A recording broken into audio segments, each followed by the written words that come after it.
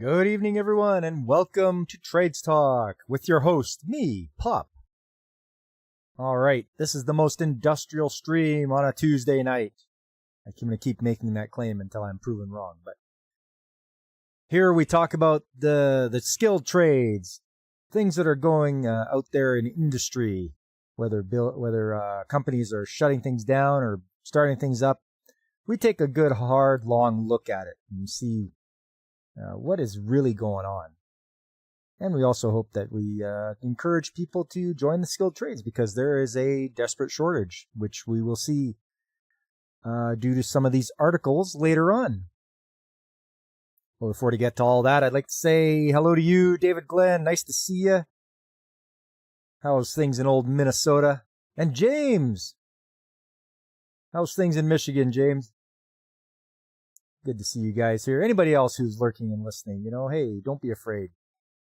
Hop in the chat, say hi. We're all friendly here. Anyways, let's get around to it here. We'll get to the news, courtesy of Plant Magazine. And some pretty interesting article right off the bat here. Let's get this going. Shenanigans are what's usually going on if the government is involved. Oh man, government shenanigans. Tell me about it. Pretty crazy, I'd say.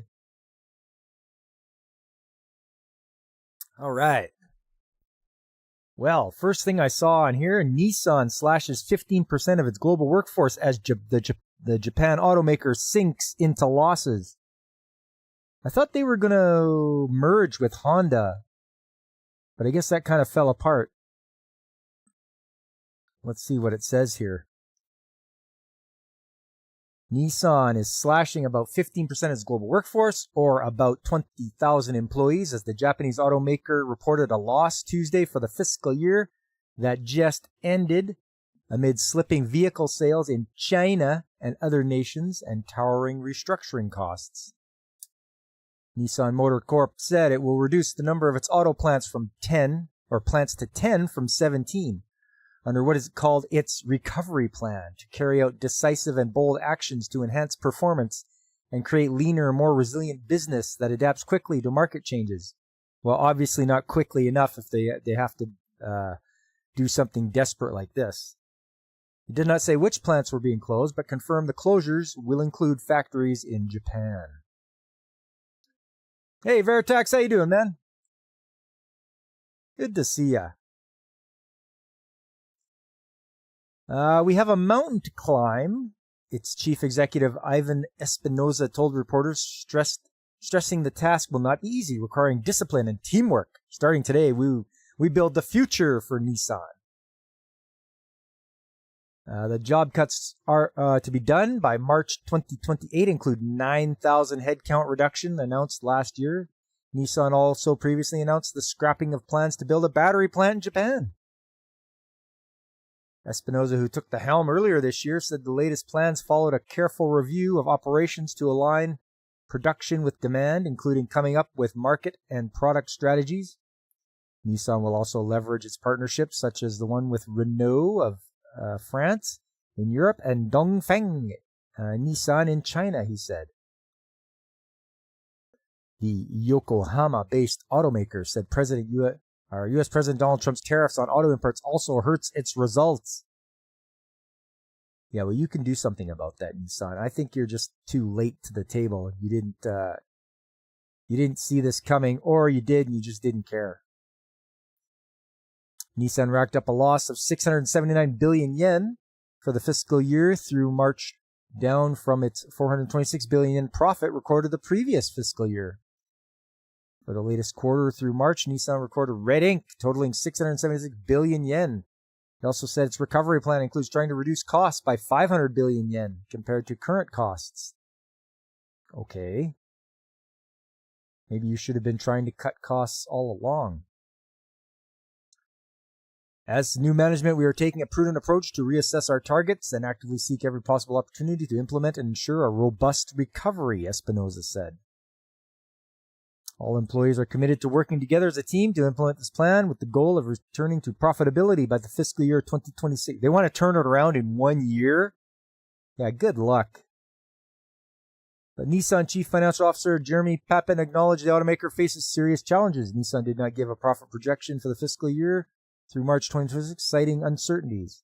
I don't know. Who wants to bet that Nissan goes under?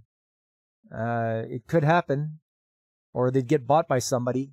But these guys seem like they're pretty incompetent, having dug themselves into debt so much. They need to start building the 280Z again. Yeah, that'll save them. Yeah, the Nissan 280, 240 ZX. Yeah, all that good stuff. Veritax, you bit the bullet today. You decided you're tired of having odds and ends and some of your new tools scattered all over the place. You bought a Hercules bag to start collecting the loose ones in. Hey, good stuff, man. You know what? Keep yourself organized. Your jobs will be a lot better. Quicker. You'll know where everything is. Organization is key to being successful working on stuff.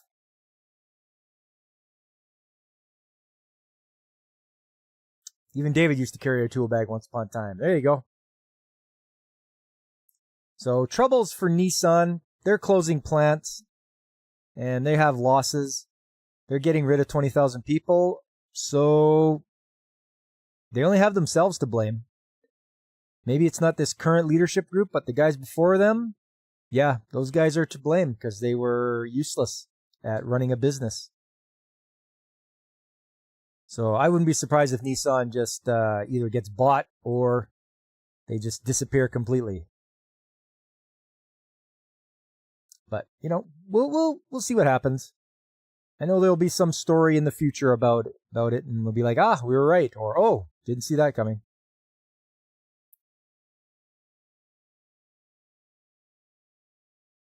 Importers warn new duty payment system will cause headaches, delays on top of tariffs.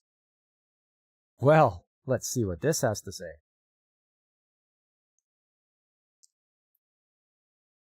Importers are warning that the launch of a new online payment regime this week will cause financial headaches and logistical snarls for shippers bringing goods into Canada. Fresh rules come out into force Tuesday, May 20th. Ooh, that's today. That require businesses importing products into the country to post a security deposit among other financial commitments. Really? A security deposit? What, are you not going to pick your stuff up or get it? Like, I don't understand what that's all about.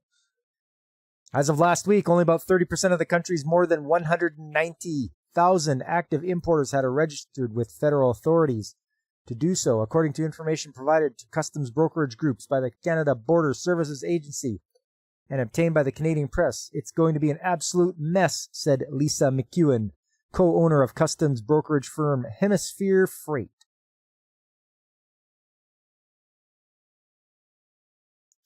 As you moved, you keep buying some newer tools. You needed one smaller Phillips screwdriver, so you bought a set from Ace. Nice polished handles. Upgrade over your 90s Craftsman. It's always good to upgrade, Veritax. Yeah, when you can, make sure you upgrade.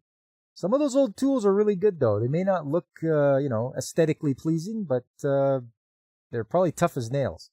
I guess depending on where you got them from. But if you were buying the cheap stuff back then and you're like, you know what, I can afford to upgrade to more expensive stuff that's a little tougher, I'm going to. Nissan's suffering because of a lot of longevity issues in their cars. Some of the tied, you think, was the Jatco CVTs breaking down. Craftsman went to shit in 2000. Yes, it did. Yep. Yeah, once Sears went under and then Craftsman was just, you could take a broken tool and they'd be like, yeah, just go exchange it.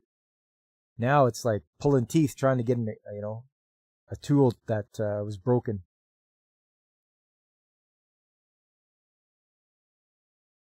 They were okay tools originally. Your hands feel different now. Okay.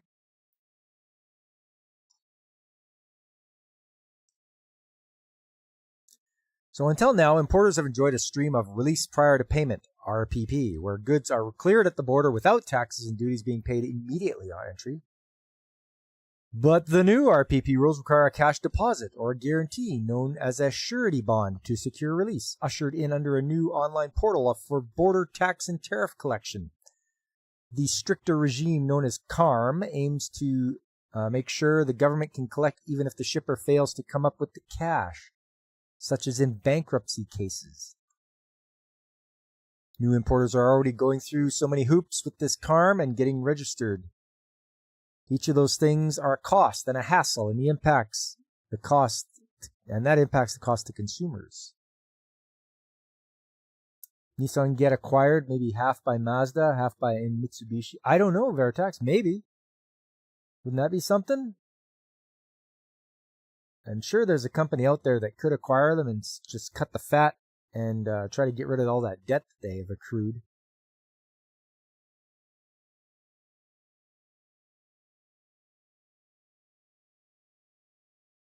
Your old Craftsman Toolbox plastic, just a red pull-out thing, not much really organization to it. Okay.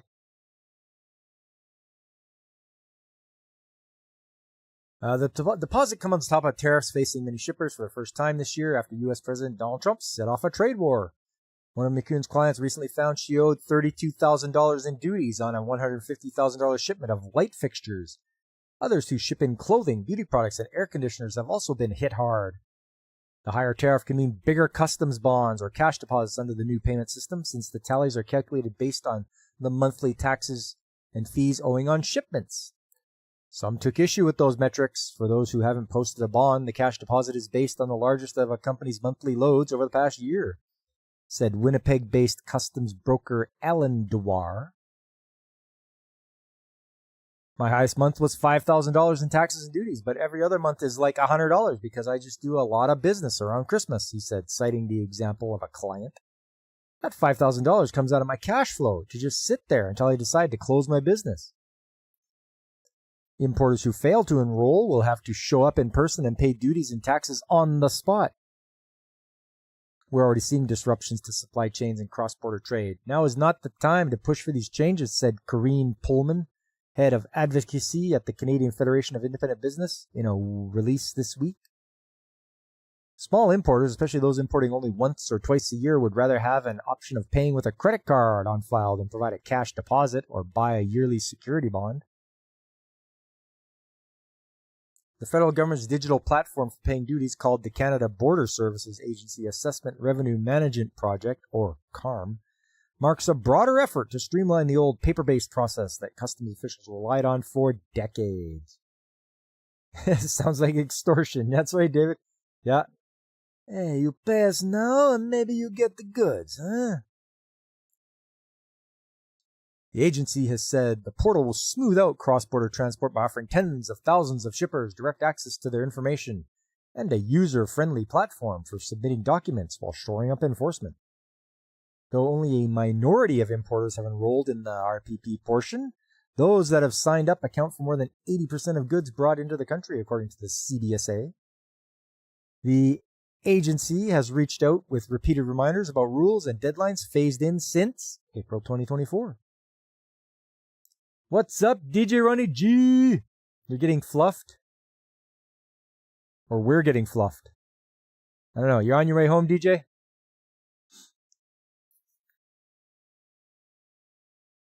Importers who have not set up a CARM account have until October to have a customs brokerage swapped in its own business number as an interim measure. Registering typically takes 10 minutes and be done online or in person at a border crossing, brokers and the CBSA noted. McEwen nonetheless stressed the new payment requirements are a hindrance. People are throwing in the towel, she said.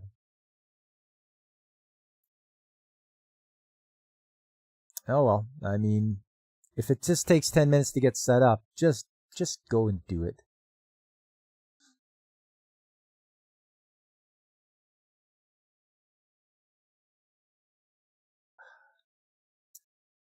Well, Bank of Canada rate cut odds for June fall after April inflation data.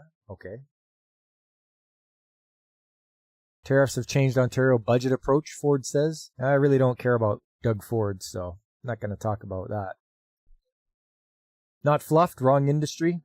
We're getting fleeced, you mean? Don't panic and always bring a towel. Oh, bring a towel.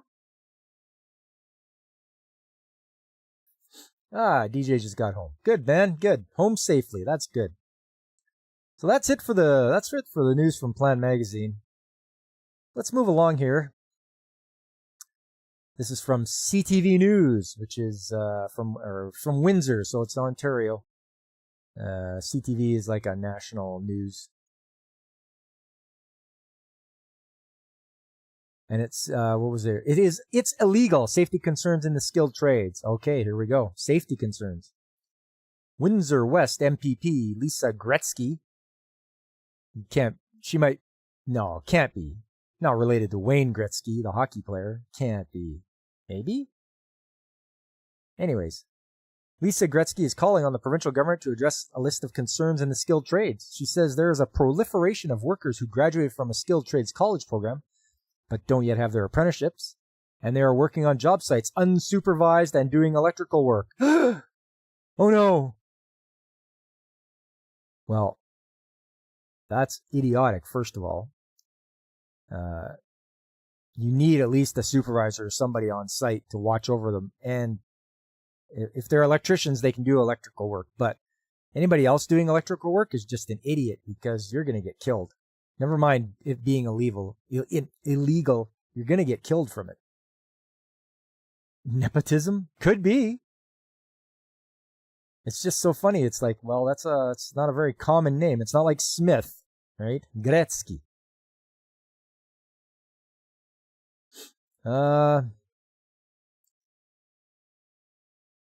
It's illegal, said Gretzky. Not only dangerous for people doing it, but dangerous for the people who will eventually be living in that building.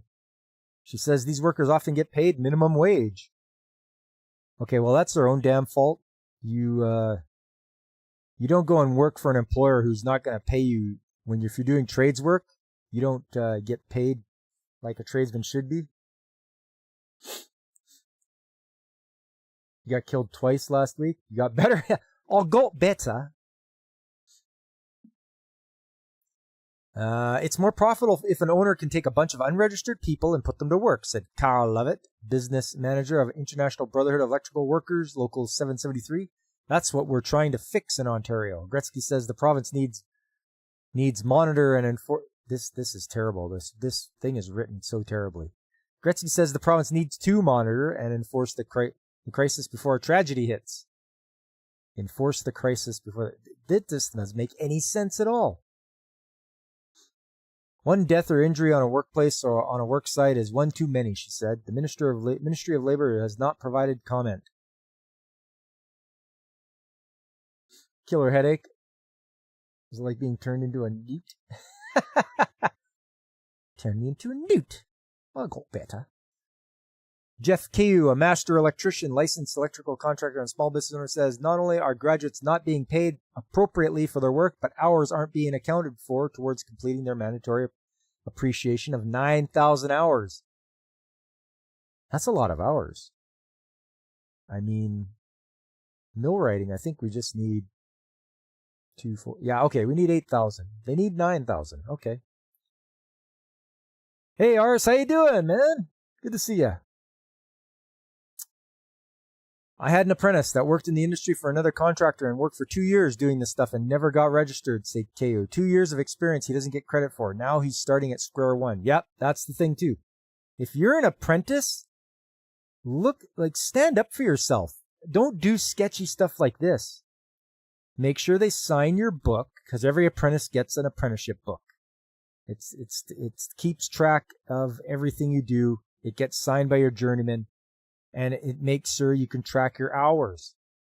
If you don't do this, you're working and you're not going to be able to get a raise every year. And it's detrimental to you. So stand up for yourself as an apprentice. Don't work for any schmuck who says he's going to pay you, and don't believe their lies when they say, "Oh yeah, we'll take care of it." Even before you start, it's like, here, you have to indenture me. You have to sign my book. Alex Moore, how you doing, man? Good to see you. Gretzky admits this is not an overnight fix, but the government must make it a priority. KU says it's great the government has acknowledged a shortage of skilled trades workers, but that's not enough. We're going to throw money at it to fix the problem, but it will just be throwing money away. Yeah, I mean, first of all, stand up for yourself. You're an apprentice.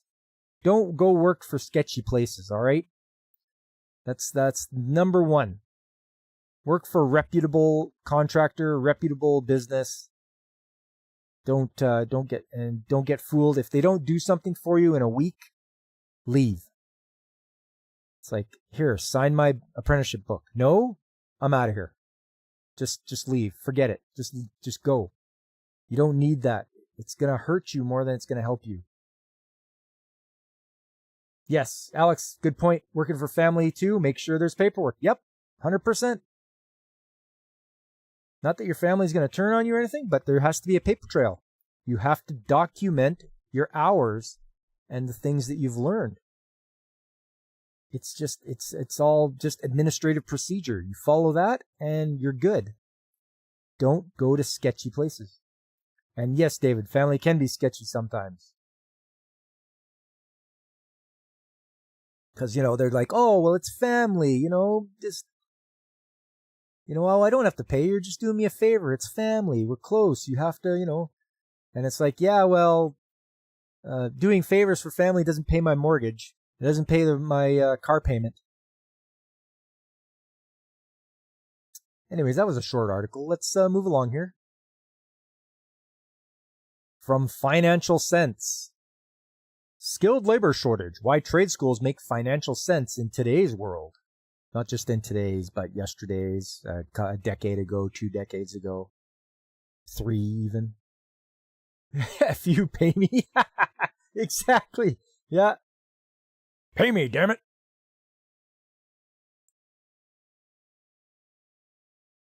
What do we got here?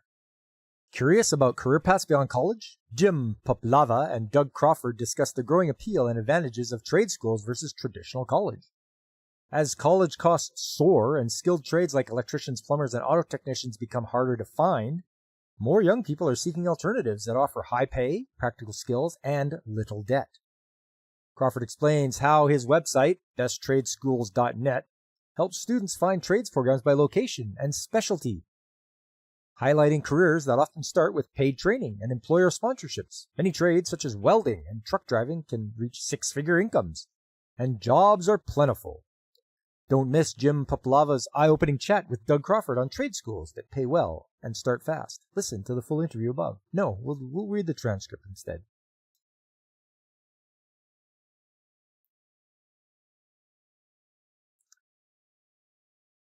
All right, let's see. Actually, I was going to click on his website and just have a look. This is his Best Trade Schools. Oh, wow. So there's a lot kind of programs they got. Animal care, automotive, aviation, beauty, building, business, culinary, design, fitness and wellness, healthcare, lots of healthcare. Wow. Legal, nursing, real estate, skilled trades. There we go. Carpentry, construction, electrician, HVAC, gunsmith schools, locksmith, plumber, welding. Oh, no millwright school. Technology, cybersecurity, digital arts, full stack developer, app developer, software, transportation, CDL, so commercial driver license, freight broker, travel agent, vet assistant, and vet tech. Speaking of vet, where's Fabric at? Wonder if he's on a call. Godzillionaire, or the kaiju's in the house. Nerd. Remember you telling me how you feel your cat potatoes, and just a day later someone quoted a meme that was similar? You got a cat that loves green olives. Probably martinis to go with them. Who would go to school to be a travel agent in 2020? I don't know, Godzilla, but it's here.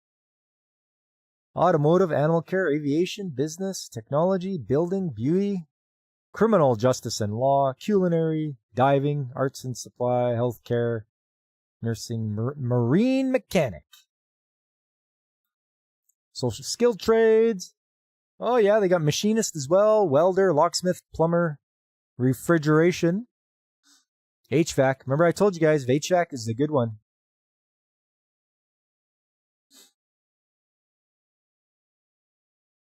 Yeah, travel agent. That's funny. Trucking and transportation, veterinary, wellness. Okay, so he's got, what about the locations? Oh, look at all those locations. From A, Alabama to W, Wyoming. All over the place. Is there any in Michigan? Do you see Michigan? Minnesota. Oh, yeah, there it is. Michigan, Minnesota.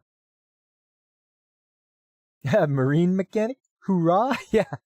Wrong kind of marine, Godzillionaire. You know a chick who got an art history degree. People are dumb. Yeah. Yeah. I got an art history degree. Uh-huh. So what year is that painting from? Schools, resources.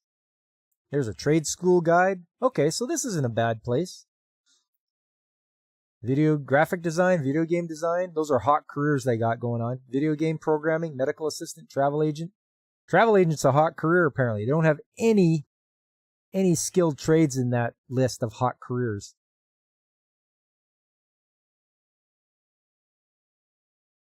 Anyways, let's see what their transcript says here. This is the month of graduation as parents look at their students graduating from high school and thinking about college. But is college the right choice for a career? There are alternatives to that, which are we going to discuss today, and that's trade school. Joining us on the program is Doug Crawford. He's the founder of besttradeskools.net. You know, Doug, in the last 2 years, I've had to use an electrician, a bricklayer, and a handyman. These skill sets are getting harder and harder to find. In fact, trying to find a handyman took me almost a month because nobody does that anymore. So let's talk about what you do. As we begin, tell our listeners about your website and trade schools, and then we'll go from there. BestTradeschools.net is basically a conglomerate of the trade schools available in the United States today. My goal is to make it easy for people, particularly young people and young adults, to find access to what they're looking for. With Best Trade Schools, we've tried to include many different alternatives, things you might not think are trades, like working in a flower shop. All right. To the standard welder. What we're trying to do is say, okay, we have someone who's interested. What's the easiest way? They put in their zip code and it shows them the schools within their area. Then, when they put in the specialty they're thinking of, it narrows it down. So hopefully, if someone is interested in looking for a plumbing job in Omaha, Nebraska, they'll be able to find something close to them by using our site.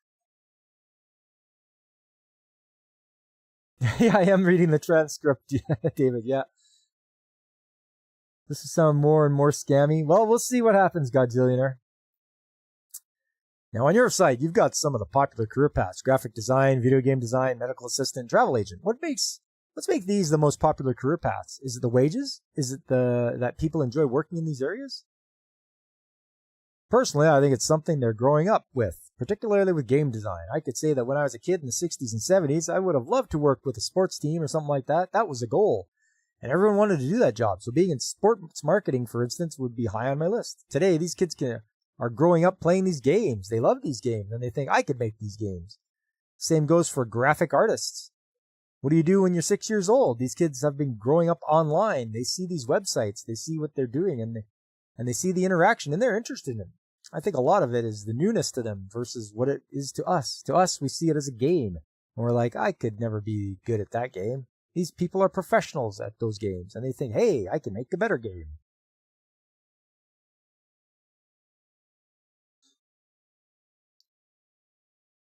Laugh full stack developer is a lie. Okay.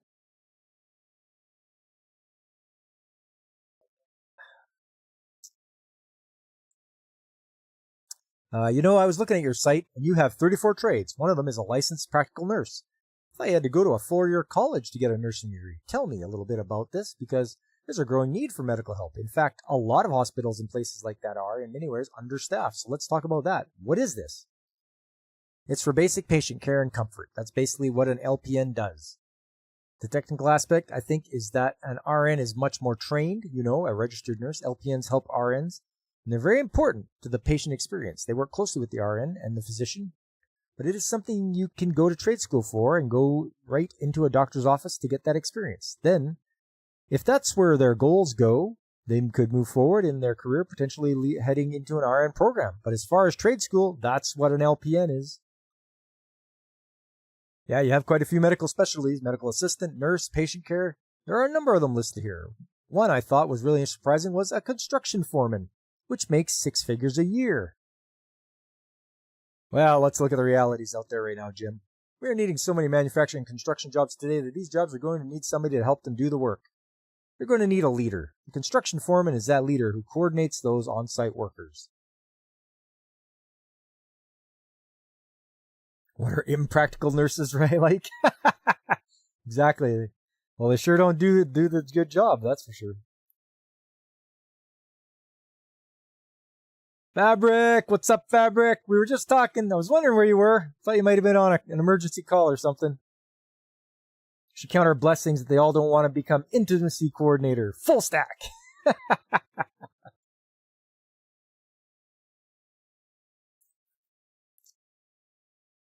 So when you look at some of these, some of the things that come to mind: electrician, bricklayer, even handyman, plumber, things like that. In the last 2 years, I've used all of them. Right. And how long did that take to get one? For a plumber, it took a couple of weeks. Wow, I could not imagine. If I don't get a plumber the next day or within the next 2 days, there's a problem. You're going somewhere else. I am not waiting a couple weeks for a plumber. Where's the coffee design specialist? Yeah, we need those artists for Starbucks to put the little leaf in there when they're making your Frappuccino latte, whatever the hell it is. Yeah, and that tells you just the sparsity of them. And usually when they come, they're our age, Jim. They're aging out as well. I think societally, dating back to me, I'm in my 60s. When we went to school, it was my parents' goal for me to go to college. We were told college was the way to go. We would become better earners for our families in the future. I think it became societal. Go to college, go to college. It's only been recently that maybe this stigma has shifted, or people are saying, hey, I don't have to go to college. Of course, the high cost of college, as you talked about on your earlier podcast, tells these kids that are coming up, I don't want that debt. They're conscious. They're cognizant of that debt. And they want an alternative. That's what I'm finding when I'm talking to these young people.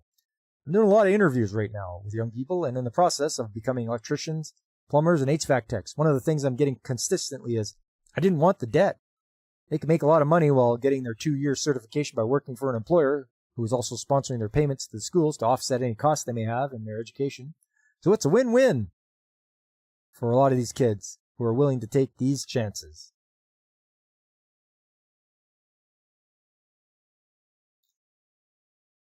The trade side of being a florist is slowly disappearing. So much stuff is shipped in these days. I know, Veritax, it's pretty disheartening. Communication majors morphed into graphic design artists in the span of 20 years. Yeah. They're pretty handy, so if a plumber, that shit's literally hit the fan or something. If you need a plumber. Yeah, there you go, Fabric.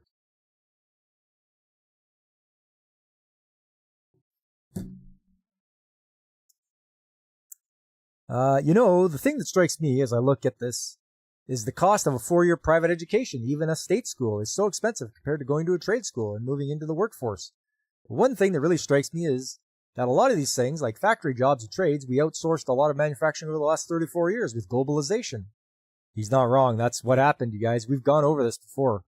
This happened back in the 70s when Nixon went to China. I'm pretty sure he went to China and said, hey, we'll bring you a lot of industry if you provide us slave labor. And boom. Companies quietly moved from the U.S. Over to China. And in the 80s, people were going, where's all of our stuff getting made? And they had that, the backlash. There was major backlash. I don't know if you guys remember, but there's like, make stuff in America. And that's what happened. Now we're reshoring. We're bringing the factories back here. One thing that could jeopardize college careers, you spend all this money for education, is AI. We're using AI in our business and we're saving a lot of money. AI is doing what we normally have to hire somebody to do, but we're doing it with AI now. So the trades, to me, are one of the areas that are going to present a very competitive alternative to college. As you look at these top trades, Doug, what are the ones where it's possible to get a 6-figure income that can compete with, let's say, what you might get coming out of an Ivy League school? We talked about one, which is a construction foreman. Are there other types of trades that are so specialized? I'm thinking of coding. We hear today that a lot of these factories are coming back and the companies are trying to work with junior colleges. Maybe it's just a 2-year training program, but the factory floor today is a lot different from what we might have thought 40 years ago, where you had Mo, Larry, and Curly putting on the bumper of a car. Today it's a robot. I'm pretty sure 40 years ago it was a robot as well. I mean, this guy may not have too great of an idea of how things went along, but anyway. Ross Perot was right about sucking.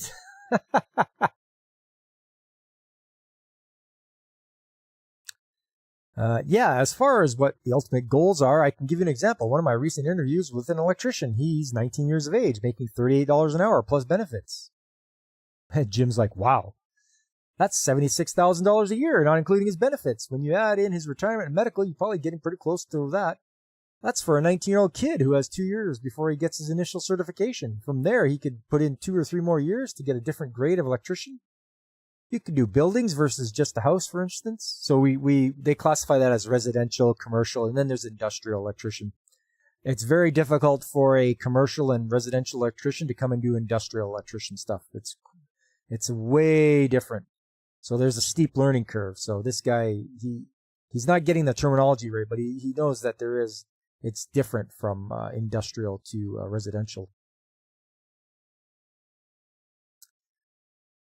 That designation also brings additional money. To me, a lot of these trades, I have a lot of knowledge in truck driving, and I can tell you truck drivers can make $100,000. That's not a lie by any stretch.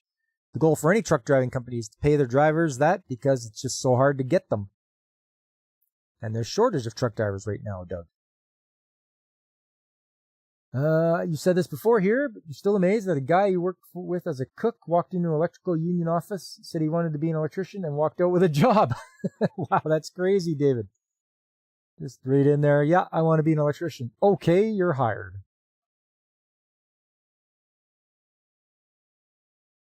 Doug goes on here saying, there has been, for 10 or 20 years, the reality is, how do we entice them? We entice them with money.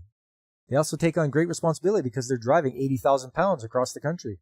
They need responsible people who won't get upset when they're out on the highways today, but they're willing to pay for that. Many of these jobs can pay well, and it takes motivation from the individual. As you well know, it's not just, okay, I come in, I'm going to be a construction worker, and within 5 years I want to be a construction foreman. That's very unlikely to ever happen. There's still that increase in responsibility that you would get in the workplace. Frankly, AI, as you mentioned, is going to press a lot of careers that are college-driven. I think of accountants and lawyers and how AI is going to take all the data from everything and give you an answer in a minute.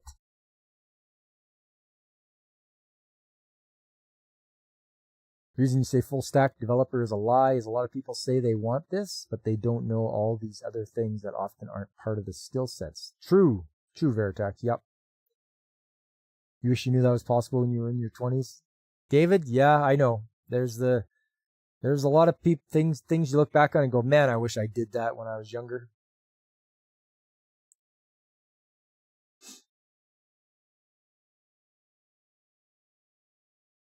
Jim asked, Doug, how long does a typical trade school take? Is it 6 months, 1 year, 2 years? How long is it?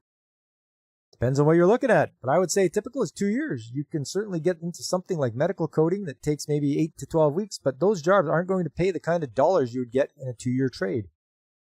And a lot of them are 4 years as well. You don't do your schooling all up front. The way it goes with apprenticeships, in case you guys are wondering, you get indentured, you record your hours, you go to school, you usually go for 8 weeks, 8 weeks a year. And then after that, you go for 4 years, typically, on average.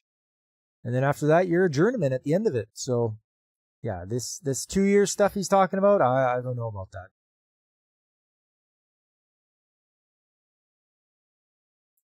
Godzilla, you just want to invest in the first company to make AI girlfriends with VR and haptic feedback. Then you can retire to a mansion by the water. Yeah, that's, make sure you get in on the ground floor there, Godzillionaire. Doug says, it is 2 years to do the house. The interesting thing is you can get the job right away. You're getting on-the-job training while you work. And then in the evenings you go to school to get classwork done. In my this maybe that's where he does there, but I working and then going to school in the evening. No, I don't think that isn't the way it works up here. In my area, I'm in Ohio. It's about $1,000 a year for schooling, which when I ask the kids I'm talking to, most say the employer is paying for it. If they want additional training, I know some kids further along who are starting their commercial designation. That's a 3-year program, and they're paying their own, but it's minimal. Several $100s per semester. It's not a backbreaking cost, and all the while, they're making $37 an hour, which is pretty much unlimited overtime if they want it. From my understanding, again, I'm speaking more regionally, but just knowing from when you call somebody how long it takes to get someone to come to your home after 3 or 4 quotes, it's a bit of a misnomer because half the time you can't get them there to quote the job anyway. Working full-time and going to night school sucked. Yes, Godzillionaire, it sure did. I'm right there with you. When I was going to my trade school, I worked at night and went to school in the day and slept in the afternoon. So that was a vicious cycle. Good thing it was only probably about 6 months of the 18 months I was there. So yeah, it was just, so I didn't, so I had money to pay for my tuition. That's pretty much it. It's really surprising because you look at some of these jobs. I'm even thinking of auto repair because most of our cars today have so many computer chips. You really have to be a technician, not just somebody who knows how to change a spark plug or something. Well, yeah, and that's why they're called automotive technicians now. They're not auto mechanics. They're automotive technicians. Studying for certification tests is free. Oh. Yeah, I was just reading about that, Jim. And there are about 600,000 jobs in the auto tech industry right now available. 600,000, that's number 2 behind manufacturing jobs at 800,000 and 500,000 in construction field. So there are millions of jobs available for what these kids are going to school for. You got Gen Z out there, and this is who's coming in. I think they've also got a different opinion from where the millennials were as far as going into a trade versus the traditional path. So the thing that really strikes me about this, as you mentioned, you may go into a trade. Let's say you go out of high school, you start working in the trade when you want to get into. Your employer is paying for your trade school education. You're making money instead of incurring debt. By the time you finish your trade school, you probably have some benefits, maybe a 401k. But most importantly, you don't start your life with tens of thousands of dollars in school debt. You may not even get a job. Hey, what's up, Kitty Bear? Over on the Rumble side. You got a freaky old lady named a Cocaine Katie who embroiders on your jeans. You got poor old gray hair daddy driving your limousine.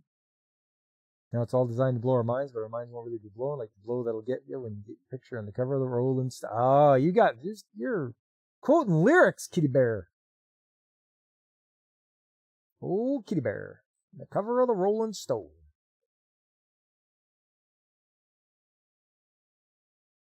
Gone are the days of the shade tree mechanic. You damn near have to be an engineer now. Yes, Fabric. That is so true. Doug says, I 100% agree. Some statistics I have from the National Student Clearinghouse show a 16% increase in 2023 for trade vocational skills. That's a huge jump. It's up 23% in construction.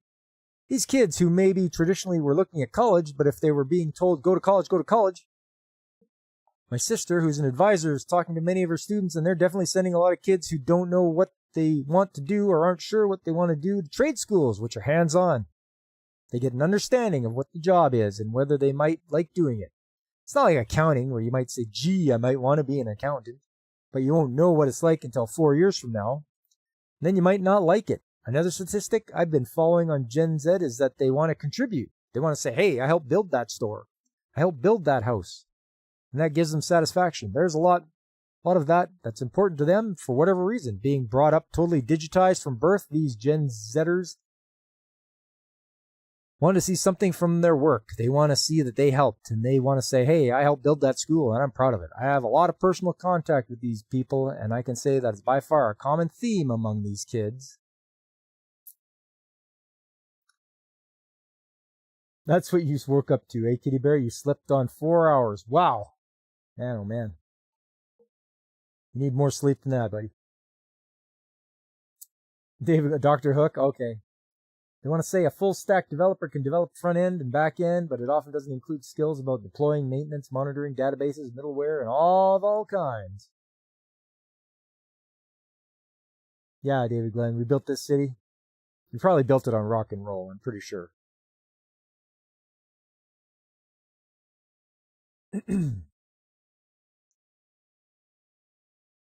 So we were talking about the link to trade schools. It could be 8 to 12 weeks for something short term, and then we talked about an advanced commercial electrician, which could be up to 3 years. Is there any one of these trades that goes as long as a typical college degree or for 4 years? Is there anything that's specific or advanced? Not in general. I think what you have here is a 2-year period from day one when you're starting to take apart an engine or something like that. Within 2 years, you're a diesel mechanic when you come out. That's not true up here in Canada. It takes you 4 years to be a heavy equipment technician, someone that would take apart a diesel engine and such. It actually goes in steps. First year of heavy equipment technician, you come out the end as a trailer mechanic. So you can do anything to do with trailers. Second year, if you stop there, you're a off-road mechanic. Or sorry, no, on-road. On-road mechanic. Third year, you're off-road. Fourth year, you're just a general heavy equipment technician.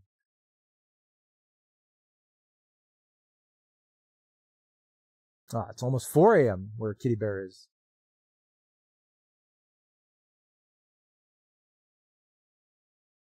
Jesus.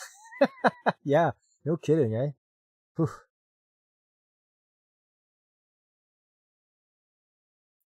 There's a lot of going on in diesel truck these days, so it takes that amount of time to understand all the things that can go wrong and how to repair them. After that, it's called experience, which is what we would want from any other job. As you look at a job postings, one of the things they always say is experience acquired. So one of the things these kids are getting from day one is experience as they work through the degree as well. What does a typical trade school cost? You mentioned that depending on the field you're in, you may be working and your employer is paying for that school, but typically, what does a trade school cost in comparison? Let's say a junior college or state college. I know they don't come close to a private college, right? I would say you're looking at probably $10,000, $15,000 for 2 years with a private trade school. Wow, that's about 1 year's tuition, not counting room and board for a state school. Correct? Right. And are these more technical types of schools like we were talking about, the electrician? They can be, yes. There are schools with a 15-week program where they're teaching kids to be the guys who work on the high wires. It's not $10,000. It depends on the school and what you're looking for. I know there's a school in Ohio for welding with a very good reputation, and 100% of the students get jobs coming out. You may have to pay $10,000 or $15,000. You talk about 6-figure jobs. Welders can make 6 figures very quickly in that profession. It is a skilled profession where you don't just think of how many welders are needed. Any vehicle on the road that crashes is going to need welding. If you think of a fleet of trucks out there that need they would need body men. I mean, welders for the frame, but it's going to be body men for anything else. If you're talking about renting equipment like companies that rent trailers and trucks, you need welders and mechanics. It's very good. They make very good money. Welders also need to know, be very well tested and have their certifications, because if you're doing structural work that involves holding up things that support people, yeah, you can get in very large trouble if it collapses. So you have to make sure things are going to get x-rayed and everything. You need to be a very highly certified welder for anything that's structural. Or you can just date a large woman to be a heavy equipment operator, but you have to get forklift certified.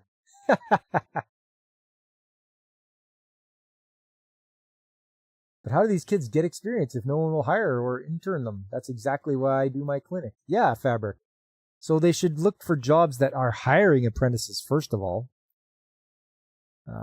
When you're typing in, a job search engine like Indeed or whatever, look for apprentice, whatever, apprentice electrician, apprentice welder. Look for that stuff. Also, when you just throw your resume out to them anyway, even if you don't have any experience, maybe they'll be desperate enough. Maybe nobody's, got quite the qualifications, and maybe you're the one that strikes it strikes with them that they're like, yeah, this guy was eager to learn. Let's hire him. A lot of universities have paths that do certain parts of it. Few do anything approaching a real full stack. But the problem is if you learn how to learn this stuff, you can do anything. Yes, Fairtex, if someone will hire you. Fabrication welders are in high demand in the little town where you live. There you go. Fabrication is way different than just welding. Welding, you're just, burning rod, pouring wire. You're doing stuff like that. You're following the drawing. Fabrication is, okay, how do I build this thing? I need to build things. Whereas welding is, the thing has already been tacked together by the fabricator and you're just welding it together. They build forestry equipment around there. I know something about that. I've been in the industry where I worked for a steel fabrication shop that made forestry equipment and road building equipment. So I know what that's all about, David. Okay, let's move along here. I think we're getting close to the end here. It's just absolutely amazing when you think about it. When I was growing up, it was college. I'm first generation American, and for my parents, it was always about, you've got to go to college. It worked out well for me, but I don't think that was necessarily the case today. I know we need a lot of engineers, doctors, and people in the medical field and coding, but even now, some of the big tech companies are using AI for coders. Hey, Nico! Fabrication is everything. Woodwork, CNC, etc. Yes, indeed. That's a good point. Absolutely. I did that one already. I'm also first generation American. My dad's goal in life was to have his kids get a college degree because no one had ever experienced such a thing. Now at 62 years old, my kids are through college. And for some reason, I thought that should be my goal as well. But these kids coming up, my nieces, nephews, I would say 67% aren't even looking at college because they know the opportunities. Some of the older ones have already gone into these trades and they see that their siblings are making. They're saying, why take a chance on something I might not like when I get there and know that I'm going to have to pay $20,000 to $40,000 because I only went a year or two to school when I could try this. If it doesn't work out, they have no debt and go to college later.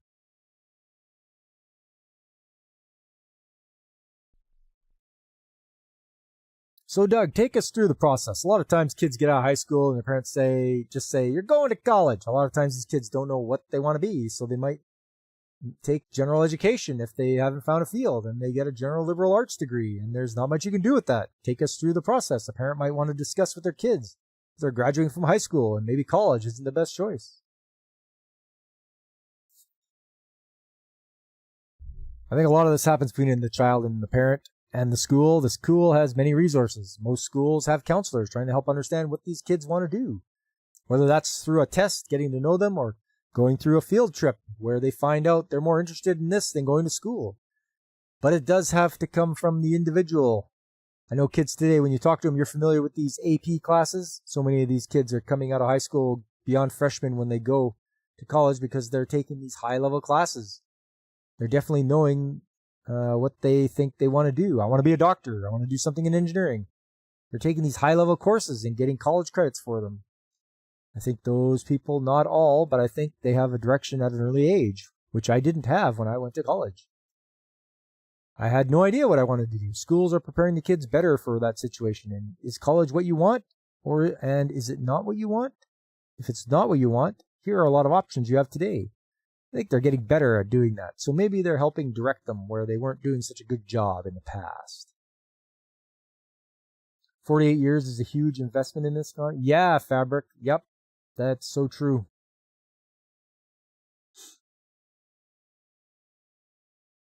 As we close, Doug, tell our listeners about our website and about your website and what they're going to find. I know you cover the major trades, the most popular ones, trade schools by state, by city. We've got a wealth of information there that's free to our listeners. Yes, I'm trying to post on Twitter or X so you can see how many opportunities there are almost daily. I can go to the news stream, find something about trade schools, and it's being offered, as I mentioned. Been doing interviews. And we just posted our first interview with an electrician from Ohio. My goal is to ask these kids questions. You're in high school. When did you decide you didn't want to go to college? What do you want to accomplish by not going to college? Getting their perspective. And then hopefully when a 14, 15, or 16-year-old kid watches that and says, I feel the same way, maybe that's going to help them decide with that knowledge. They might say, yeah, I'm interested in doing that. And I'm not interested in going to college because I really don't know what I want to do. that's what's on our table right now. Try and get as many interviews from all the trades. Hopefully we would pick a trade and eventually have a video that says, here's 3 or 4 people who have the same thoughts you're thinking right now, and they were going through at the same time in their lives. And maybe that might help them. There we go. And that's pretty much the interview there with him. Do Jim and Doug live happily ever after? They walk away into the sunset. Your fish tank CPU cooler works. Good job, DJ. Your university and your veterinary school had legions of counselors, all of which were as useless as tits on a Tory. There's your political reference. Thanks. Thanks, Fabric. My friend who went to university, but she quit for various reasons. I didn't know they had, how do I put this? They had counselors there to stop you from offing yourself. They had counselors on there specifically for that. I don't know if that's the same in the States there, but shouldn't that tell you something if you have to have people like that there? Something's not right. And she wanted to quit, and she went to there, and she said, no, I am having these intrusive thoughts, and they did everything they could to try to make her stay, because they didn't want to lose the money. They didn't want to lose the revenue. So they were trying their darndest to keep everybody from quitting. But yeah, to me, that was pretty disgusting. Well, okay, that was kind of a long article. Yeah. I think we'll skip over this last one and we'll just go straight to picture time. It's picture time. I know you guys like picture time. All right, let's do this. Let's do this.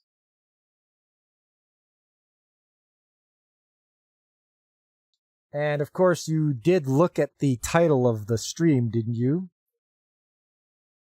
It says, who's cracked? Well, I'm going to show you who's cracked.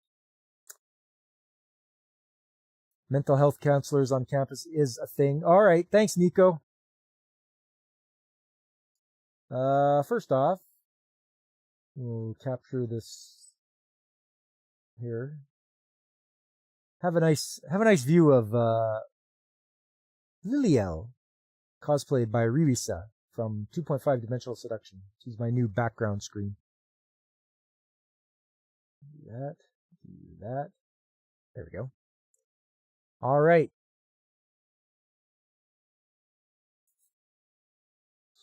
But for Canada Health Service has made, so tell them nothing. No such thing as counselors here back in your youth. Okay, Kitty Bear, good to know. All right, guys. Before the snow flies and after the snow flies, I have a work order to check over the snowplow. And of course, there's no chance of us having any more snow, so I did my I should say bi-month, no. What is it? Semi-monthly? Every 6 months? Anyways. Checking for cracks, checking to make sure this thing is okay. And look what I found. We've got cracks from just regular use. Look at that. Look at that. That's a big one right there.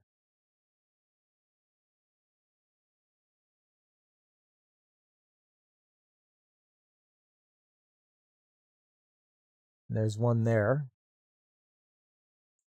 So that's one part of the snowplow. Over on the other side, look at that. There's the weld.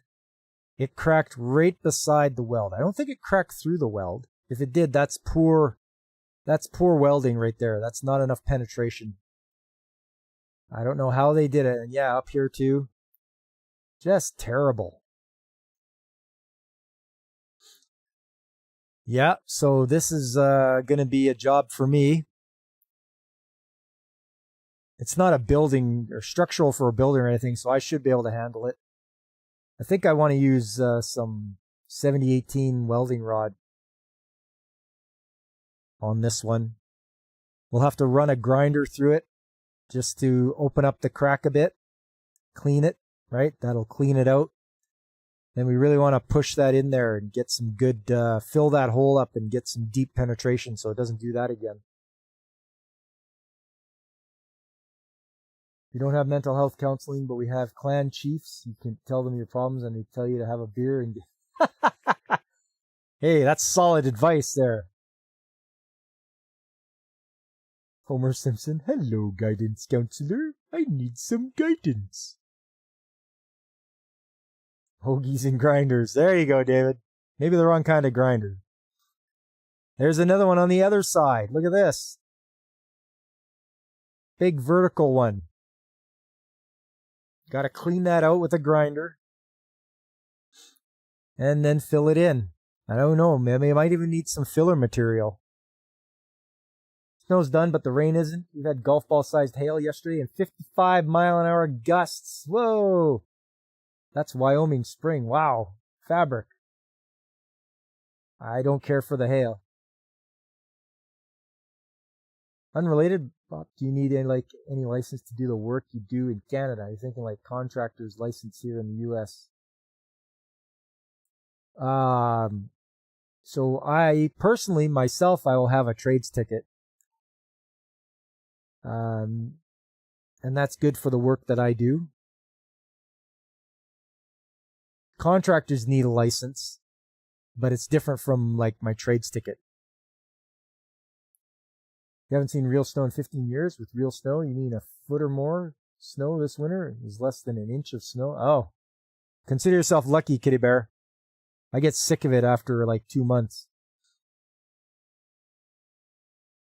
It snowed the last week of May 5 years ago in northern Minnesota. Yep. I've heard that before. That's why they always say don't plant your plants or your garden before Victoria Day. It's supposed to be after that. Kind of the rule of thumb. There's another crack. Look at this. So this is going to have to be taken into the shop. Trades ticket? That's new? You never heard of it? Oh. More crack than Harlem. That's all right, DJ. I like that. Yeah, Nico, every tradesman, and this is in Canada, you have to have a trades ticket to call yourself a journeyman. You should be able to produce it when the people ask for it. It lets them know that they can also look you up. If you give them the number off your trades ticket, there's a database. They can just type in your name and your serial number, and boom, it'll pop up and show what you've completed as far as the trades go.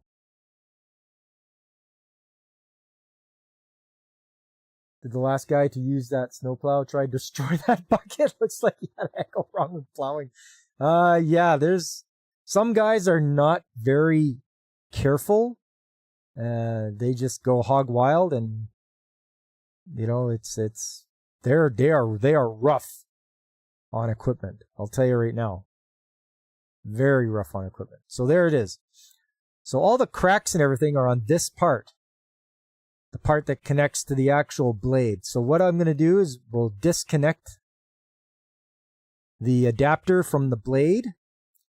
We'll take the pin out of that cylinder and take that pin out and take this part back to the shop, put it on the welding table, and just clean it up and re-weld it. And hopefully it'll hold up for another year.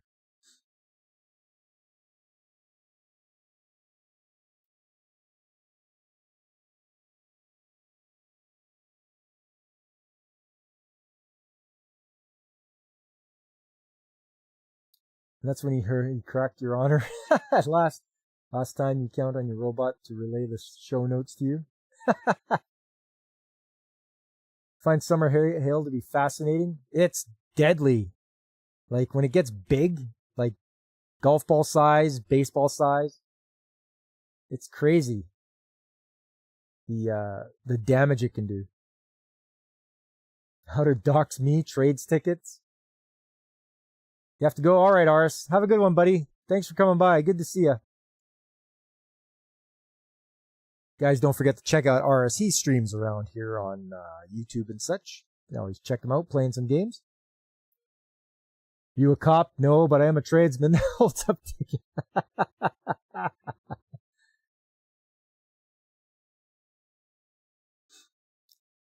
So yeah, we have to, it's going to be something because I'm going to have to disconnect this thing and take it to the shop.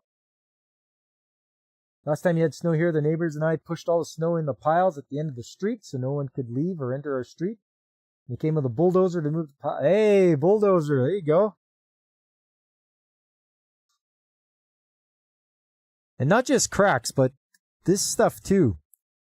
This kind of floats here. Where it connects, kind of floats so the blade can move up and down and such. But look at it, it's all bent. It's all bent to hell. And deformed. And that's just that side. On the other side, same thing. Look at that. That's bent. Just all like that. Pretty crazy how beat up this thing got just after the season of dealing with the snow. But all these cracks are going to have to be taken care of by yours truly. Time for some good old welding to be done. Got to clean everything up, get all the paint out of there, get all the rust out of there, and then go at it. Don't let last year's guy drive it again. Dude, yeah, no kidding. No, you don't get to push snow. Here's a shovel. Bulldozer didn't move the pile. It stood there spinning the wheels instead. Ah, yeah. Couldn't do it, eh, kitty bear?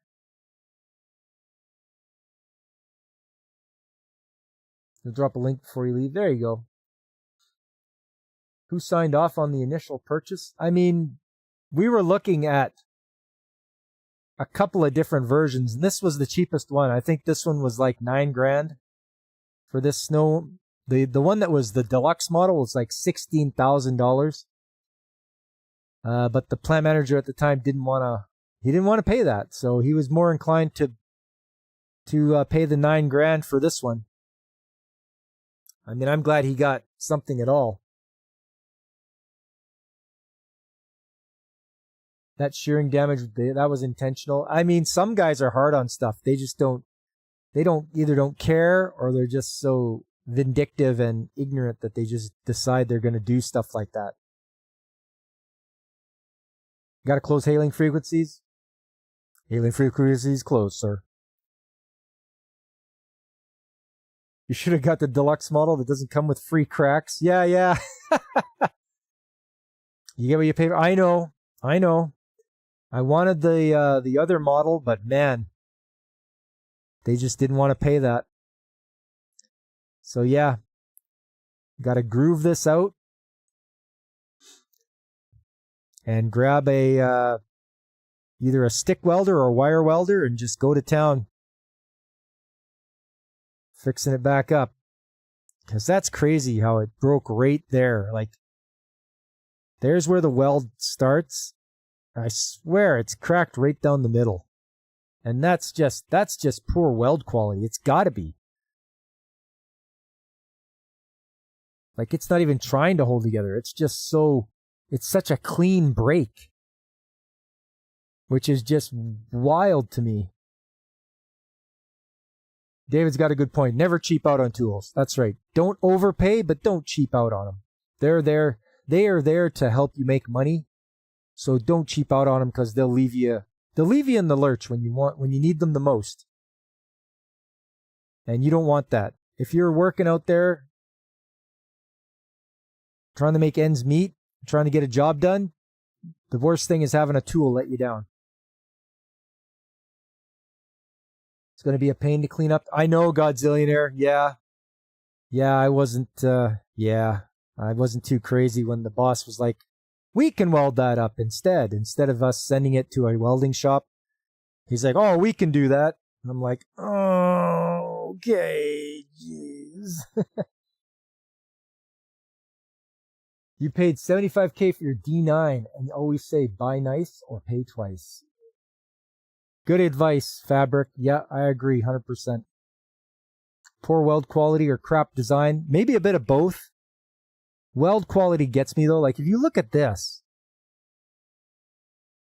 I want to say that maybe they didn't even have enough penetration. Like maybe they needed it hotter. Maybe they were using wire when they should have been using rod instead. Because that is such a clean snap.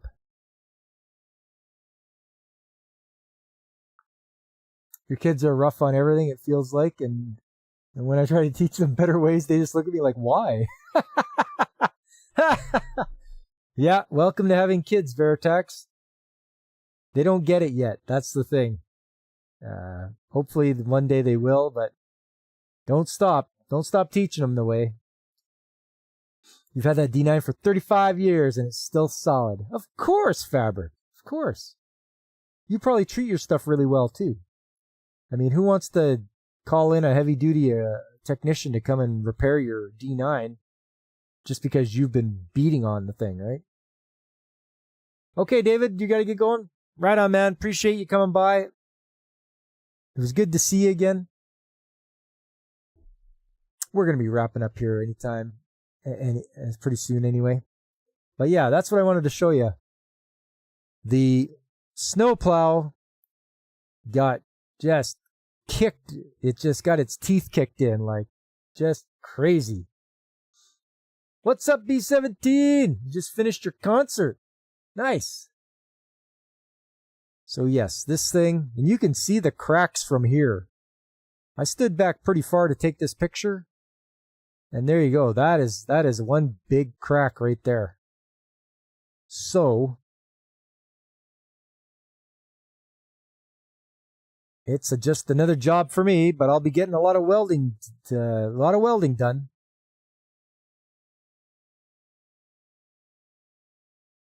The steel looks good, not Chinesium, so you agree it's bad welding? Probably. Yeah, I've already had to modify this thing. What was it? Earlier, I put better pads on here. See down here? This is something I asked the welding shop to put on because the original was 1/4 inch thick. And I said, you know what? That's nothing. That's going to get worn away in a day. So I got them to put on some 1/2 inch thick plate on the bottom there as a runner.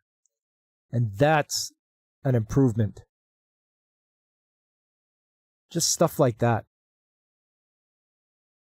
Sometimes you have to do that. Stuff that comes from the factory or whatever, it's like, look at this. And then you have to just go get it modified yourself to make it better.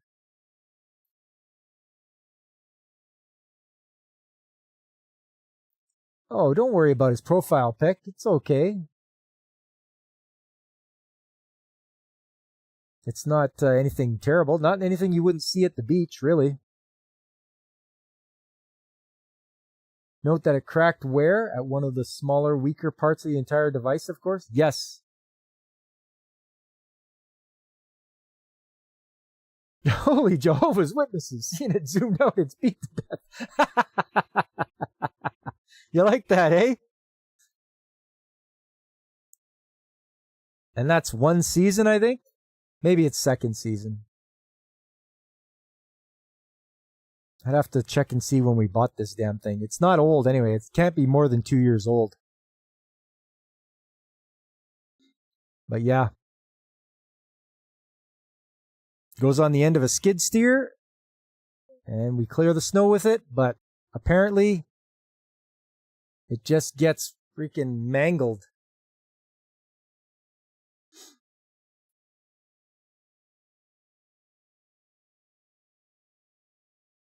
"4:50 a.m. You're awake now for about 30 minutes and you're still craving a hamburger." Well, you know, your body knows what it wants, right? If it wants something to eat. Get black lung from inhaling coal dust? Yeah, you sure do. I don't work in the coal mines or anything like that or anywhere near one, but I've heard that. That's why you should always wear your PPE. Wear your respirator. Make sure you're protected from the particles. Bet you 2 loonies in a Canadian club that dude banged the bucket. Yeah, he probably did. Probably ran into something big. Maybe like a storm drain or something, or what else? Maybe a sidewalk. No, about to get brown lung from these rust particles. It's all good. All good, B-17. We take precautions here. We wear our PPE and we make sure that we're not going to have that kind of stuff happen. Yeah, zoom in here. There's that crack there. It's going to be a hell of a thing to fix. I'll take pictures along the way as I do repairs on this. So I hope you guys are ready for that.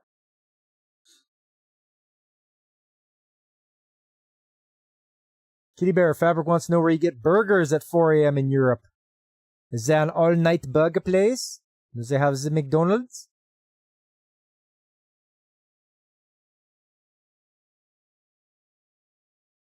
Ah, he'll just make it himself. There you go.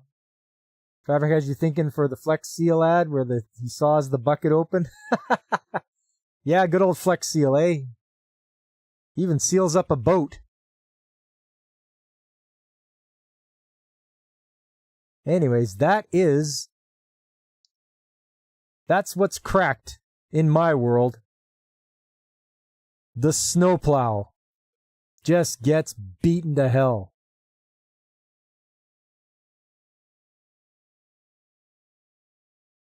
And I'll try to show you guys the repairs here as I go along. It's it's ugly.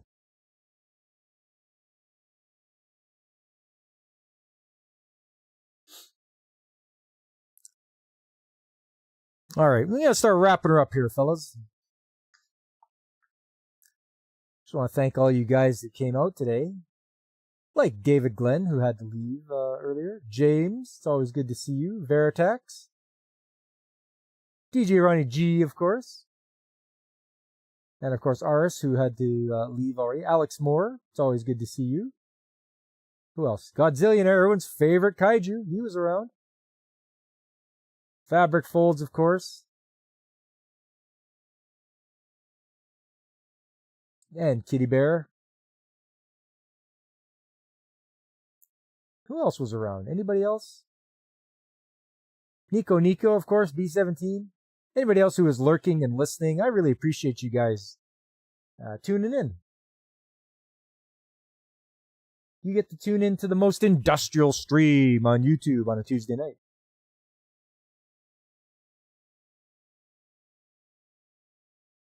Boom, there we go. Enjoy some reviews while we do a little bit of closing here. Bet the person driving was called Jack, as in Cracker Jack? Yeah, exactly. Destructo, maybe. That's not going to be an easy project. There will be tears. Maybe. Maybe, but I won't show them to you guys. I'll be strong.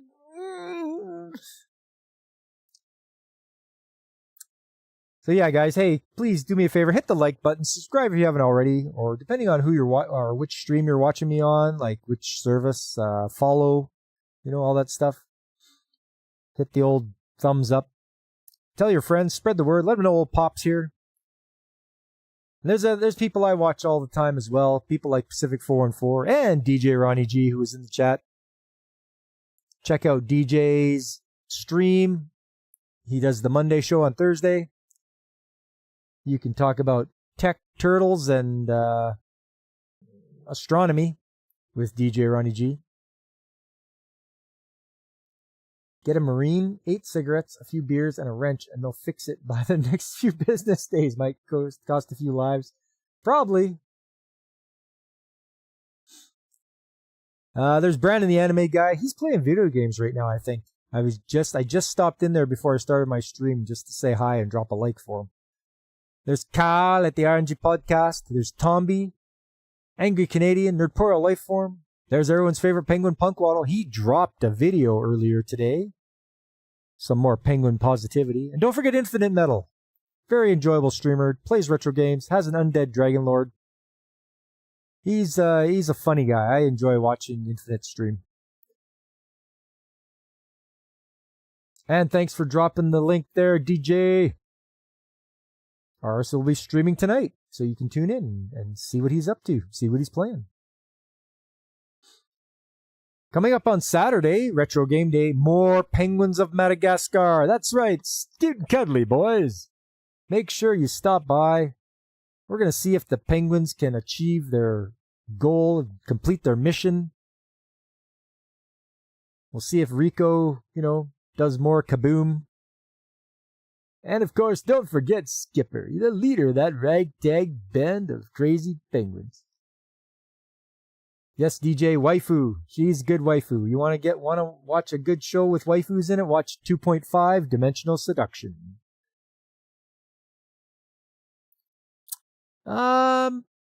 After Saturday is Sunday. That's more anime chat, and it's the final Sunday of the month, which means the theme of 1960s anime will be ending. So tune in to see some more shows from the 1960s. Ones you've probably never seen or heard of. I like the more obscure ones to see, just to see what's out there.